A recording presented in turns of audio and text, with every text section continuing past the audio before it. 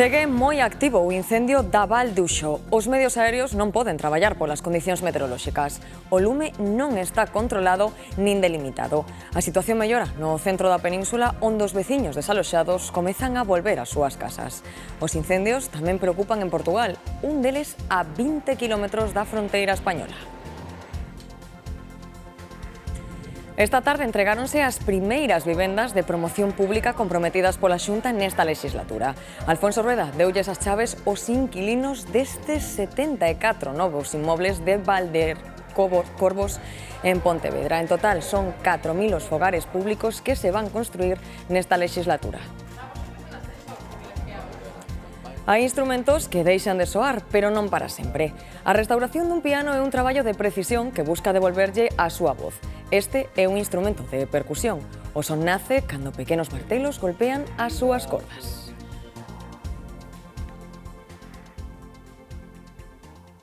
Boas noites. A melloría nos incendios do centro da península permitiu volver a casa os veciños desaloxados de 15 concellos. Toledo sae da situación de emerxencia nacional e os esforzos céntranse en consolidar os focos de Madrid e Ávila. Pola contra, segue moi activo o incendio de Castelló con dificultades pro traballo dos medios aéreos.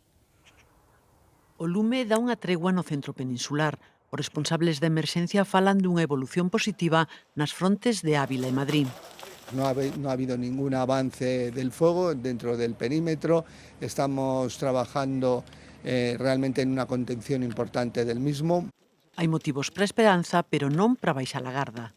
La clave es, durante las 12 próximas horas, controlar esos puntos humeantes, esas reproducciones que podrían revertir la situación y crear una nueva situación de peligro.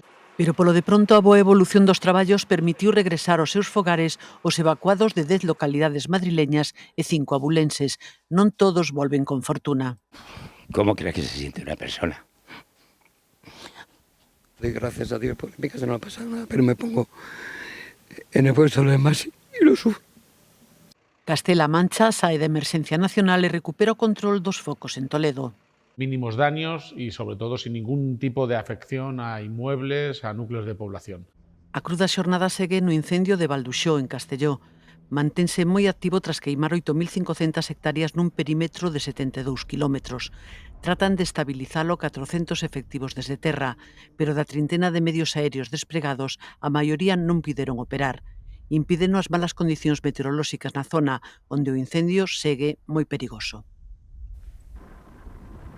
O incendio dos Gallardos suma unha nova vítima. A morte dunha muller ingresada con queimaduras no 70% do seu corpo eleva a 14 a cifra de falecidos. Este incendio na provincia de Almería comezou o 9 de xullo e non puido ser extinguido ata hai só uns días. Nas unidades de queimados aínda permanecen hospitalizados outros 3 feridos nese incendio. Aínda que en menor medida, os incendios tamén preocupan en Portugal. Hai varios activos, o máis grave a uns 20 kilómetros da fronteira española. Brais Suárez. Si, dos 50 focos que onte se declararon en Portugal, só un escapou aos bombeiros e é agora o que máis preocupa en todo o país. Está na zona occidental da Guarda, a 20 kilómetros da fronteira con Castela e León, e xa obrigou a cortar varias estradas e ameaza varias zonas residenciais. De feito, algunhas casas xa foron evacuadas. Os ventos erráticos complicaron a situación esta tarde e máis de 600 efectivos combaten ali aínda as lapas con 200 vehículos. Esta mañá extinguíronse os lumes máis próximos á fronteira galega, en Braga e en Braganza, pero ao longo da tarde volveron declararse numerosos focos, sobre todo no terzo norte do país. Son casi 60 puntos de lume. En estes intres hai 1.700 bombeiros no terreo. O incendio de Rochoso no distrito portugués da Guarda cumpre día e medio fora de control. Este martes as lapas obrigaron a cortar unha estrada nacional e a A25, a autoestrada que une Aveiro coa fronteira española. O lume queimou xa máis de 1.000 hectáreas dunha paraxe forestal a uns 20 kilómetros da provincia de Salamanca. Hai máis de 500 persoas e unha dúcia de aeronaves tentando apagalo. O luns pola noite, 5 bombeiros sufriron feridas leves. Este martes, as lapas ameazaron varias vivendas da aldea de Pincio, o que obrigou a evacuar os seus veciños. A previsión dun aumento do vento nas vindeiras horas é o maior temor dos equipos de extinción. É o máis grave dos 10 incendios activos en Portugal, aínda que 7 deles xa están baixo control. Ademais do da Guarda, preocupa outro incendio en Valpasos, a 30 kilómetros da fronteira galega. O Instituto do Mar e a Atmosfera declarou risco alto de incendio en todos os distritos do norte e do centro de Portugal, ademais da zona de Bexa, no Alentexo, e en Faro, a capital do Algarve. No que vai de ano, a Policía Lusa detivo 155 persoas acusadas de incendio forestal. Liberdade coa obriga de comparecer periódicamente no xulgado pro veciño de Monterrey investigado por un delito de incendio forestal que tivo lugar en Vilar de Bos o ano pasado. Patricia Vilar. Sí, casi un ano despois do enorme incendio que asolou Vilar de Bos, a investigación levou á detención dun veciño de Monterrey de 63 anos. O home comparecía diante da titular deste xulgado de instancia de Verín este mediodía tras escoitalo e logo de que a Fiscalía tampouco pedira o seu ingreso en prisión, a xuíza decidiu deixalo en liberdade. Iso sí, impúxolle a obriga de comparecer cada 15 días neste xulgado. Acusa o investiga por un delito de incendio forestal. O lume comezou o 13 de agosto do ano pasado. Os equipos de extinción tardaron unha semana en apagalo. Polo camiño arrasou 1.800 hectáreas e obrigou a desaloxar 2 núcleos de poboación. Grazas, Patricia. E o Goberno declarou 5 zonas catastróficas en Galicia. Corresponden aos danos provocados polos incendios forestais de Padrón, Boborás, Rivas de Sil e Ponteareas, e tamén polo accidente dun camión cisterna na AP9 Mos. No conxunto de España declaráronse 211 zonas catastróficas, unha figura que permite activar medidas extraordinarias para volver á normalidade. O incendio declarado en Boborás, que obrigou a cortar a circulación ferroviaria entre o Carballiño e o Irixo, volve poñer o foco nas vías do tren. A principal hipótese apunta a un paso dun convoi, como xa sucedera hai 2 semanas. A Xunta reclama ao Adif a limpeza urxente da maleza nas marxes das vías e lembra que estes traballos deberían estar rematados dende finais de maio. E quero insistir en que toda precaución é pouca nun momento de alto risco como que estamos a vivir estes días. Os traballadores afectados polo lume van poder cobrar o seu traballo íntegro durante 4 meses, aínda que non poidan ir ao seu posto de traballo. Son axudas aprobadas hoxe polo Consello de Ministros que benefician os empregados das empresas destruídas polo lume. Tamén se prevé un permiso específico pros que foran evacuados das súas vivendas, aínda que o seu centro de traballo este aberto. Pedro Sánchez volveu a apelar hoxe pola necesidade dun gran pacto contra a emerxencia climática. Yo creo que el cambio climático, los incendios no tienen ideología, afectan a todos por igual y yo quiero hacer una apelación a la unidad y al trabajo conjunto de todos los miembros de los equipos, al igual que hacen todos los miembros del Sistema Nacional de Protección Civil. Entregadas as primeiras vivendas de promoción pública das comprometidas pola Xunta de Galicia para esta legislatura. Alfonso Rueda entregou esta tarde as chaves aos novos inquilinos. Son 74 familias que comezan unha nova etapa. Contentísima. Llevaba muchísimo tiempo esperando este momento. Un nuevo comienzo, para sacar la vida adelante. 4 edificios ubicados no barrio Pontevedrés de Valdecorvos, con vivendas de alugueiro a prezos asequibles. De media, as familias van pagar entre 130 e 180 euros ao mes. Estaba vivindo en casa de uns familiares, era imposible acceder a unha vivenda. Pagamos mucho menos de lo que estábamos pagando y yo vivía en un tercero sin ascensor y la verdad es que la vivienda es preciosa, es más de lo que esperábamos. Son fogares modernos e eficientes, a metade para menores de 36 anos. Alfonso Rueda di que marcan o camiño para cada obxectivo de duplicar o parque público de vivenda en Galicia ata chegar ás 8.000 no 2028. Temos aquí unha das actuacións en vivenda pública da Xunta de Galicia máis importantes e espero que en poucos meses sigamos entregando cada vez máis e máis vivendas. E cada vivenda é unha aventura vital. Dende a xente máis nova ata xente que traballou toda a vida e merecía isto. A Xunta destaca que os 60% dos fogares comprometidos están en construción ou coas obras licitadas. Galicia comeza a cadrar as contas para dispor de orzamentos o próximo ano. Este xoves o Parlamento vai votar o teito de gasto, un límite que a Xunta sitúa por enriba dos 15.000 millóns de euros. Os grupos políticos reuníronse para fixar o pleno do teito de gasto para este xoves. Votarán o límite proposto pola Xunta, 15.000 millóns de euros, un 5,5% máis ca este ano. Para a democracia ourensa non será dabondo para as necesidades da provincia. Os socialistas valoran o aumento, pero recordan que logo hai que executalo. Proba os orzamentos en tempo e plazo, que o mérito que teñen. Despois, evidentemente, esos orzamentos hai que executalos. O BNG xa albisca que serán insuficientes porque as necesidades son moitas. A Xunta terá uns orzamentos que están moi lonxe dos investimentos que realmente precisan as galegas e os galegos, especialmente os servizos públicos deste país. Recado dos populares ao BNG. Non lles gustan estes orzamentos de Galicia, pero aceptan que Pedro Sánchez non teña os seus. Aquí en Galicia descualifican absolutamente todo, por sistema. Pero en Madrid aplauden que se goberne sen orzamento. Xa se marcan as primeiras prioridades dos próximos orzamentos, servizos públicos, innovación e Xacobeo.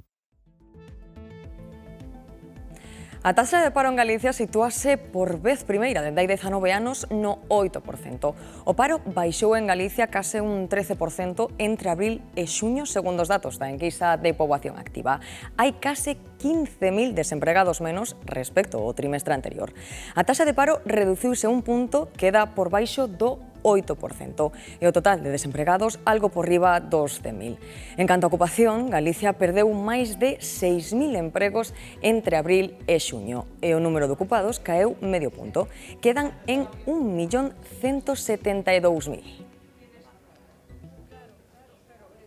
No conxunto de España, o paro baixou en máis de 213.000 persoas e a taxa de desemprego queda por baixo dun 10%. Hai menos de 2,5 millóns de parados. Ademais, creouse emprego no conxunto de España, con case medio millón de novo ocupados. A cifra total supera os 22,7 millóns, marcando un novo máximo histórico.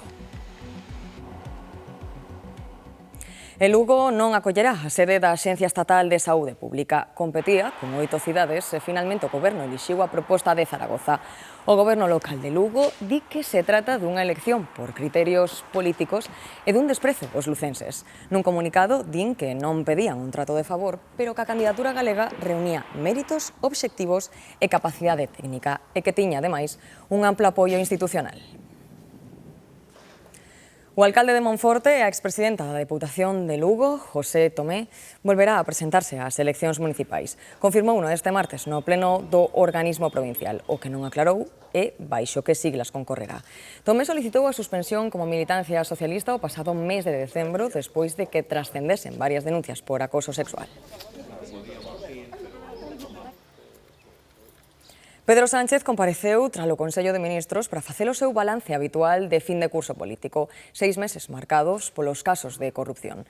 Sánchez volveu defender a Zapatero e falou de deriva xudicial nos casos que afectan ao seu círculo. Pedro Sánchez defendeu a súa muller. Non é mi mujer, é Begoña Gómez. E deixou un recado aos xuíces. Pues la deriva judicial, pues, en fin, esperemos que acabe lo que tiene que acabar, que ya saben cuál es mi opinión. Considera inocentes a súa muller e o seu irmán. Sobre José Luis Rodríguez Zapatero volve mostrarlle o seu apoio. Cuenta con nuestro respaldo, respetamos su presunción de inocencia y estamos en las fases iniciales, como he dicho en otras muchas ocasiones, de esta investigación. Ya veremos en qué deriva. Sánchez mantén a intención de presentar os presupostos para este ano e completar a legislatura. Nuestra intención es presentar los presupuestos y nuestra voluntad es aprobarlos. Y como he dicho en mi primera intervención, las elecciones, también cuando gobierna la izquierda, son en legislaturas que duran 4 años. Porque, dixo, estamos ante un goberno que funciona nun contexto, asegurou que non é fácil. O goberno da xente, así o definiu Pedro Sánchez, que falou da economía española como a que máis medra de Europa e presumiu dos mellores datos do paro dende hai 18 anos. Dende o Partido Popular critican a comparecencia de Pedro Sánchez. Consideran que vive apartado da realidade. El balance real de Pedro Sánchez se resume en 2 datos. 3 condenas en 8 meses, 0 presupuestos en 4 años. Ese es su balance. Ese combo de corrupción integral y parálisis política. Ourense sobrepasou ás 4 da tarde os 40 graus de temperatura no medio dunha alerta laranxa para a Conca do Miño e a Bisbarra de Valdeorras. Demetrio Morenza. Sí, unha alerta laranxa que quedaba desactivada alrededor das 9 da noite por esas altas temperaturas, como dicíades. Ourense registraba unha vez máis eses 40 graus, algo máis de 40 graus, pero vilas como esta, en Leiro, onde nos atopamos, acabamos os 39 graus. Unha temperatura que se registraba tamén noutros puntos da provincia de Ourense, como Vila Martín de Valdeorras, ou tamén en puntos da provincia de Lugo, como en San Clodio. Mañá, o aviso será amarelo, aunque non se acaden esas temperaturas tan elevadas, tamén chegarán a ser altas, registros que se agardan que podían acadar os 37 graus de algúns puntos de Ourense e Lugo.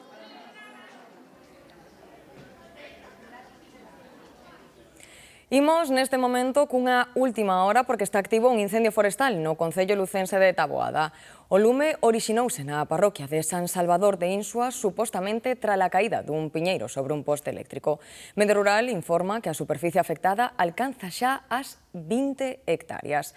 Para a súa extinción mobilizáronse polo de agora 5 técnicos, 8 axentes, 16 brigadistas, 13 motobombas, 3 PAS, 9 helicópteros e 6 avións. Noutros asuntos, un terremoto de 7,1 graus no sur do Xapón deixa un morto, 80 feridos e cuantiosos danos materiais no sur do país. As autoridades confirmaron que as centrais nucleares traballan con normalidade e que o tremor non se materializou nun tsunami. A gran preocupación no Xapón está no colapso dunha das galerías deste centro comercial na prefectura de Kumamoto. A maioría dos traballadores e clientes foron evacuados, pero os servizos de rescate non conseguen contactar cunhas 30 persoas que puideron quedar no interior. As primeiras hipóteses indican que un escape de gas puido ocasionar o derrubamento. As cámaras fixas captaron o tremor ás 4:27 minutos da tarde. Foi de 7,1 graus de magnitude na escala Richter e o seu epicentro localizouse a 10 km de profundidade. O terremoto causou cortes de luz en 48.000 fogares, incendios puntuais en edificios e a caída dunha cheminea nunha papeleira na cidade de Yasuhiro. Desde o aire tamén son visibles os danos en infraestructuras. O sismo desconxuntou pontes e estradas e condicionou o funcionamento dos servizos ferroviarios. Un dos muros do castelo de Kumamoto, considerado un dos 3 mellores do Xapón, derrubouse. Keiko Fujimori tomou este martes posesión como nova presidenta do Perú. É a primeira muller que goberna o país andino. Faino 26 anos despois de que o seu pai ocupase o mesmo cargo. Fujimori chega ao poder no seu cuarto intento e tras gañar as eleccións pola mínima. Será a 9ª dirixente do país andino nos últimos 10 anos. A cerimonia acudiron 10 xefes de Estado ou de goberno, entre eles o rei Filipe VI. Tamén asistiu o presidente do Partido Popular, Alberto Núñez Feijóo. Santa, a escultura de Francisco Asorei, é unha das obras máis emblemáticas do noso patrimonio cultural e regresa a Galicia para quedar. Tras 70 anos no Uruguai, dende hoxe estará exposta na Cidade da Cultura de xeito permanente. A Xunta aspira a que esta peza sexa a orixe dun espazo expositivo de obras icónicas da arte galega no Museo de Gaiás. Asorei rompeu os cánones dos pasados anos 20 esculpindo en madeira policromada unha muller espida co corpo marcado polo traballo no campo que tamén representa o xugo que leva no lombo en actitude firme e ollada serena. Santa foi comprada pola colectividade galega de Montevideo no 1951 e pola Xunta no 2023. Xa pasou por unha exposición na Cidade da Cultura hai uns anos, pero agora regresa para quedar. Hay una serie de obras que están dispersas por el mundo y que sí son emblemas de la cultura de un país, y en el caso de Asorei hay una serie de obras muy importantes, afortunadamente muy pocas, pero muy importantes, que estaban fuera. Hoy está una menos. Peza fundamental do patrimonio galego e símbolo da nosa diáspora, que foi quen a conservou, a Xunta quere que esta sexa a primeira peza dunha colección que reúna obras icónicas dos últimos 2 séculos. Orixe para un proxecto expositivo de futuro donde a plástica galega poda interactuar, podamos facer, desde logo, un espacio propio nesta casa, na Casa da Cultura en Galicia, na Cidade da Cultura, para que poidan tamén ter esa interlocución ás distintas obras. Polo de agora, Santa xa se pode visitar no Museo Gaiás. O de restaurador e afinador de pianos é un oficio raro de ver, polo menos para que non ande moi metido no mundo da música. Na zona da Coruña entramos no taller de Luís, que leva décadas dedicado a recuperar pianos por dentro e por fora. Diferentes maneiras de mirar para un señor piano. Cada vez que te das a unha tecla estás movendo alrededor de 56 pezas. Básicamente, pois é unha máquina de precisión. Luís fai restauración integral, mantemento e afinación de pianos para conservatorios, salas de audición, teatros e particulares. Este estaba un pouco deixado da man de Dios, pero estaba, nunha casa particular, pero non estaba en uso. Entonces a Carcoma fixo bastante mella en el. Un exemplo, estes son os apagadores que apagan o piano cando levanta o dedo da tecla, e os apagadores van aí metidos. Son as guías dos apagadores. Isto viña tan mal de Carcoma que estaba totalmente desfeita. Como podes ver, está absolutamente rota. Leva mes e medio só con esta peza. Non pode errar nin 2 milímetros.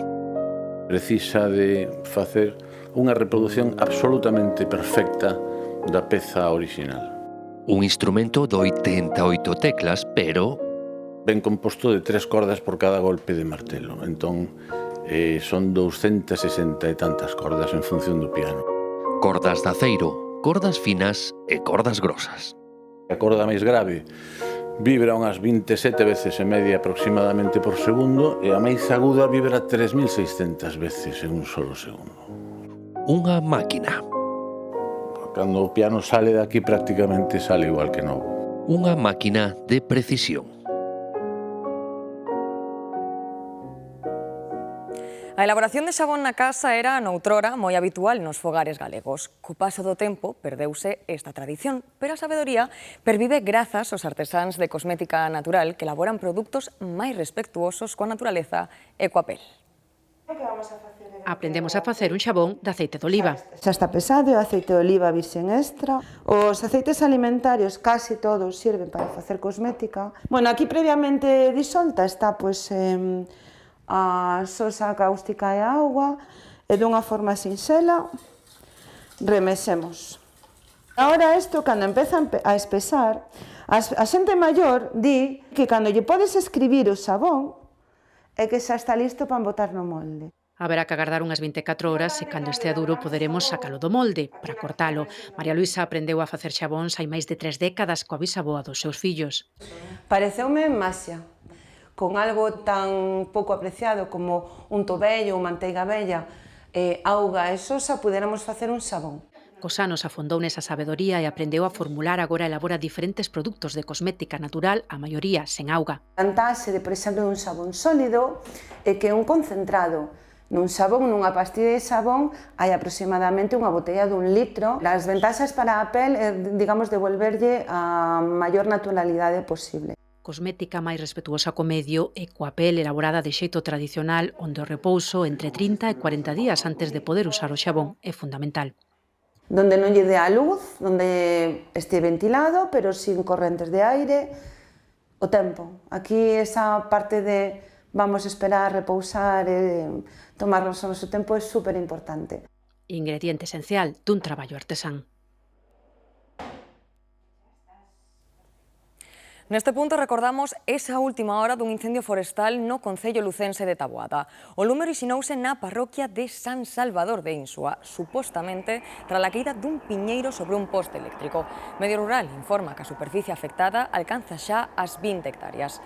Para a súa extinción mobilizáronse polo da Cora 5 técnicos, 8 axentes, 16 brigadistas, 13 motobombas, 3 PAS, 9 helicópteros e 6 avións. E outra información de última hora. Buscan un home acusado de matar a súa parella diante do seu fillo en Barcelona. Os equipos de urxencia localizaron a muller dentro da vivenda, pero non conseguiron salvarlle a vida. E hoxe despedimos o telexornal dende o Castelo de Cereixo, un pazo do século XVI situado no concello coruñés de Vimianzo e declarado ben de interese cultural.